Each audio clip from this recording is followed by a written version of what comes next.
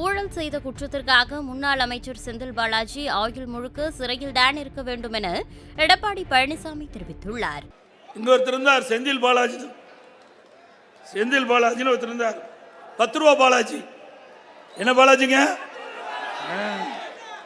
இருக்கிற ஒரு நாளைக்கு தமிழ்நாட்டில் 1 கோடி பாட்டில் விற்கிது.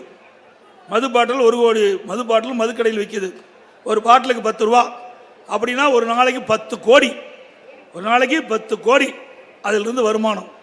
அது அப்படியே மாதம் 300 கோடி, வருஷம் 3600 கோடி. அப்படியே கப்பம் கட்டிட்டு இருந்தார். எங்கே கப்பம் கட்டணுமோ அங்கே கப்பம் கட்டிட்டு இருந்தார். அவர் தான் செயல் வீரராம். அது மட்டும் இல்லைங்க, தமிழ்நாட்டில் 5000க்கு மேற்பட்ட மதுக்கடைகள் இருக்குது.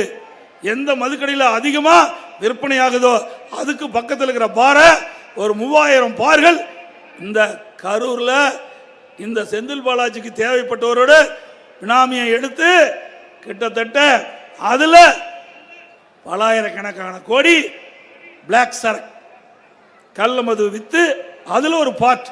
இப்படி யாருக்கு கப்பம் கட்ட வேணுமோ அவளுக்கு ஆயிரக்கணக்கான கோடியை கப்பம் கட்டிய காரணத்தால் அவர் செயல் வீரராம்.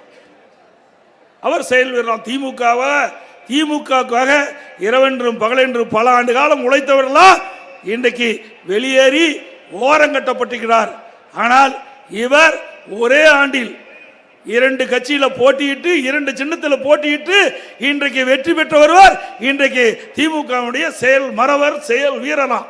எண்ணி பாருங்க, எத்தனை கட்சிக்கு போயிட்டு இருக்காரு? 5 கட்சிக்கு போயிட்டு இருந்திருக்காரு. எத்தனை கட்சிக்கு? 5 கட்சிக்கு போயிட்டு வந்திருக்கார். அவர் இந்த முதலமைச்சர் பேசுறார், செந்தில் பாலாஜி ஒரு செயல் வீரர். செந்தில் பாலாஜி சிறையில் அடைத்துள்ளார். வேற எங்க அடைக்க போறாங்க? அங்கதான் அடைப்பாங்க. வேற எங்க தான் சொல்ல திகார் ஜெயிலுக்கு போனோம், அங்கேயும் போட்டுவாங்க. ஏன்னா அங்கேயும் இருக்குது, ஆயுள் காலம் முறை சிறையில் தான் இருக்க வேணும். அவ்வளவு ஊழல் செய்த மனிதர் தான் இன்னைக்கு செயல் வீரர் பாராட்டப்படுகின்ற செந்தில் பாலாஜி. செய்திகளை உள்ளது உள்ளபடி தெரிந்து கொள்ள ரெஃப்ளெக்ட் நியூஸை சப்ஸ்கிரைப் பண்ணுங்க.